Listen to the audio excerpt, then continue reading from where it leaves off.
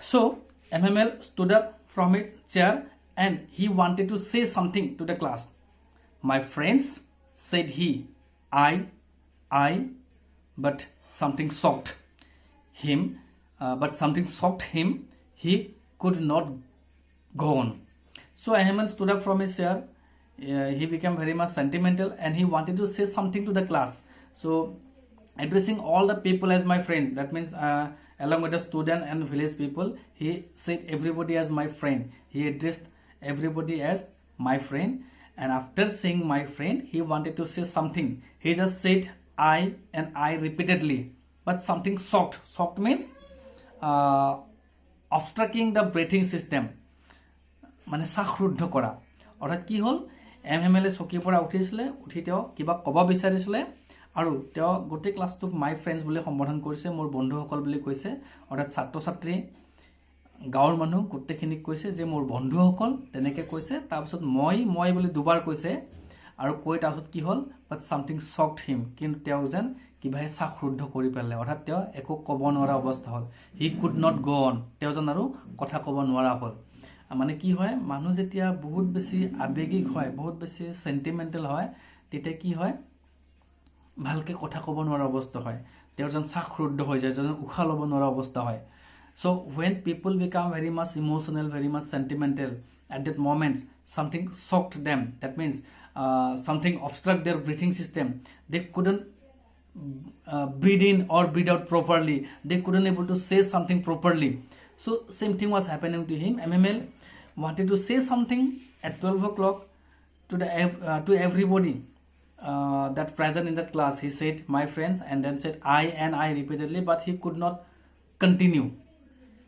তেওঁ আৰু আগবাঢ়িব নোৱাৰিলে, কেৱল ক'লে মোৰ বন্ধুসকল, মই তেনেকৈ কৈ তেওঁ ৰৈ গ'ল আৰু আগবাঢ়িব নোৱাৰিলে। Then he turned to the blackboard, took a piece of chalk as he wanted to say something, but his voice never gave him company. That is why he wanted to express his saying through the blackboard. যেহেতু MMLA মুখেৰে কিবা ক'ব বিচাৰিছিলে, কিন্তু তেখেতৰ মানসিক স্থিতি এনেকুৱা যে তেখেত ইমান আৱেগিক হৈ গৈছে, তেখেতে কথা ক'ব পৰা অৱস্থাত নাই। সেইকাৰণে তেওঁ কি কৰিলে, ব্লেকবোৰ্ড খনৰ পিনে গুচি গ'ল। স্কুল ঘৰত যিখন ক্লাছৰুমত যিখন ব্লেকবোৰ্ড আছে, ব্লেকবোৰ্ডৰ পিনে গুচি গ'ল। অৰ্থাৎ তেওঁ যিখিনি কথা ক'ব বিচাৰিছিলে, সেইখন কথা যিহেতু ক'ব পৰা অৱস্থাত নাই, গতিকে সেইখিনি কথা তেওঁ লিখি বুজাব। Then he turned to the blackboard, took a piece of chalk, and bearing on with all his might, he wrote as large as he could, Vive la France.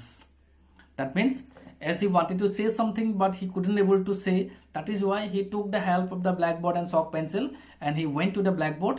He turned to the blackboard and took a piece of chalk, and he was trying to catch the chalk with all his might, and he wrote something on the blackboard as large as possible. And what did he write? He wrote as Vive la France, which means long live France.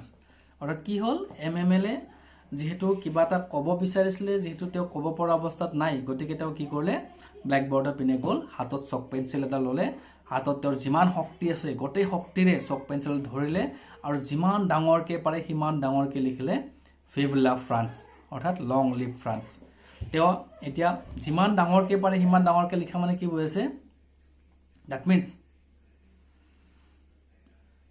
he was really very much a patriot. He had a patriotic feeling in his mind. That is why he wanted to express his love towards his country. He wrote long live France as large as possible in that blackboard. That means as large as possible means it was expressing his extreme patriotism. আচলতে ইয়াত যে কৈছে chalk pencil যিমান শক্তিৰে পাৰে সিমান শক্তিৰে ধৰিছে, বা যিমান ডাঙৰকৈ পাৰে সিমান ডাঙৰকৈ ব্লেকবোৰ্ডত লিখিছে। এই যে শক্তিৰে পাৰে ধৰিছে বা ডাঙৰকৈ লিখিছে, সেইটোৱে বুজাইছে কি, তেওঁৰ অতিশয় দেশপ্ৰেমৰ ভাৱ।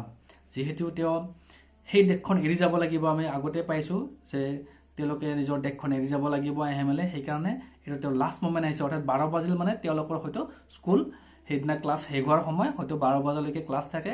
গতিকে সেইখিনি সময়ত তেওঁ কি কৰিছে, তেওঁ কিবা ক'ব বিচাৰিছিলে, একো ক'ব পৰা অৱস্থাত নোহোৱাৰ কাৰণে সেইখিনি ব্লেকবোৰ্ডে বুজাইছে যিমান ডাঙৰকৈ পাৰে সিমান ডাঙৰকৈ লিখিছে লং লিভ ফ্ৰান্স অৰ্থাৎ ফ্ৰান্স অমৰ হওক অৰ্থাৎ তেওঁ যদিও নিজৰ দেশখন এৰি যাব লাগিব তেওঁৰ নিজৰ দেশখন সদায় চিৰদিন জীৱিত হৈ থকা বিচাৰে চিৰদিন নিজৰ দেশখন